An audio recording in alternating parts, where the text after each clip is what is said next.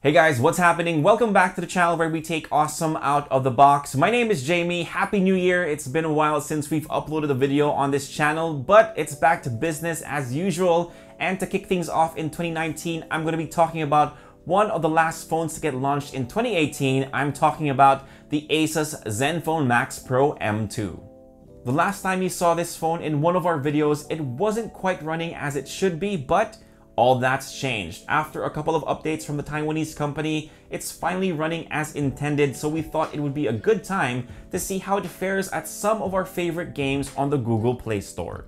Now before we jump into the games, let's give you a quick recap on some of the key specs of this device. Under the hood of the Zenfone Max Pro M2 is an underclocked version of the Qualcomm Snapdragon 660 processor. Now this phone has two variants, the base model which has 4GB of RAM and the phone that we have with us today which has 6GB of RAM, both of which have 64GB of expandable storage. Now you'll be playing your games on a 6.3-inch Full HD Plus IPS display, which is pretty standard for most mid-range devices, but the screen on the M2 is protected by Gorilla Glass 6. The phone currently runs on stock Android 8.1 with a promised upgrade to Pie later on. Since this is a max device from Asus, you've got a 5000 mAh battery that can easily go the distance during your prolonged gaming sessions. With a recap out of the way, let's play some games. As always, we'll be using an app called GameBench to measure all the metrics in this gaming review. So without further ado, let's get to the first game on our list, Asphalt 9.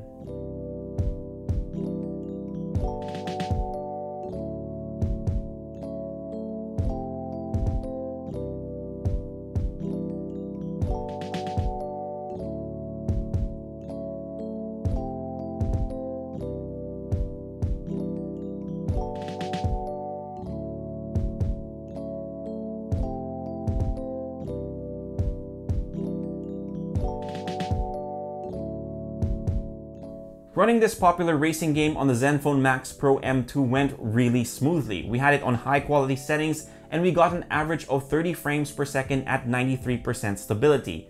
If you haven't seen one of our gaming reviews before, most of our drop frames are actually from the menus and not actual gameplay, so expect things to run really smoothly if you're a fan of the quick races in this title. Up next, Vainglory 5v5.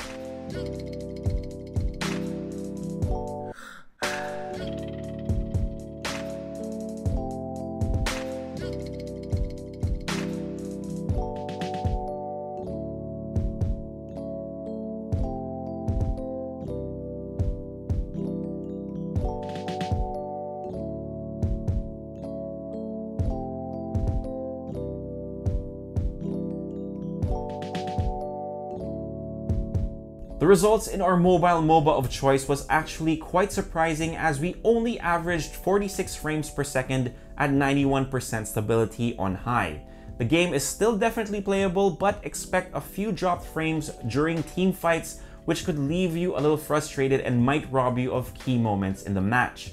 We've gotten more favorable results with this combination of hardware before, so this really had us scratching our heads. If you're a fan of Vainglory 5v5, you should definitely bump down the settings to make sure it runs a little smoother. Let's move on to the third game on our list, NBA 2K19.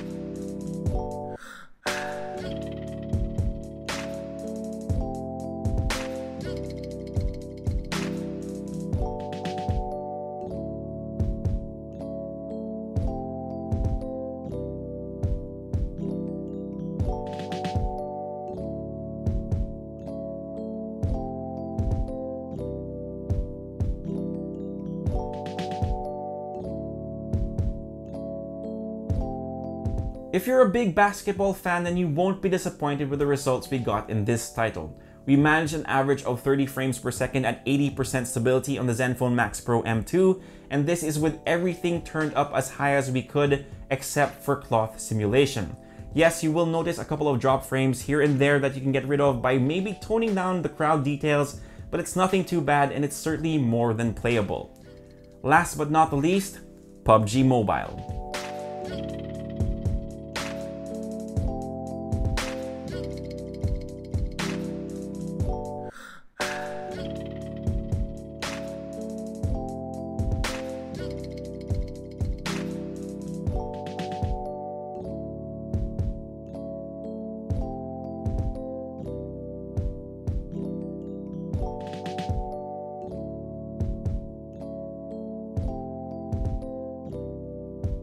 We manage an average of 30 frames per second at 96% stability on the popular Battle Royale. This is with graphics set to HD, frame rates set to high, and anti-aliasing on as well.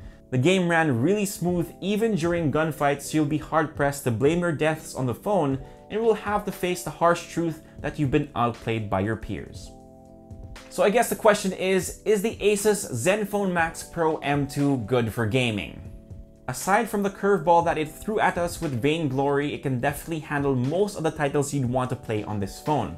Add to the fact that it's got a huge battery for a ton of lasting power, and we definitely think it deserves a thumbs up in the gaming department. The Asus Zenfone Max Pro M2 is priced at $12,995 for the base model, with the highest variant featured in this video costing $14,995. If you want to learn more about this device, click the eye on the corner of the screen and watch out for the camera test for this device as well. We'll be sure to put everything in a neat little playlist so that you guys can easily check out everything for the Taiwanese company's latest battery king. So that's pretty much it for this video. Thanks for watching, guys. Again, my name is Jamie. Peace, God bless, and I'll see you guys next time.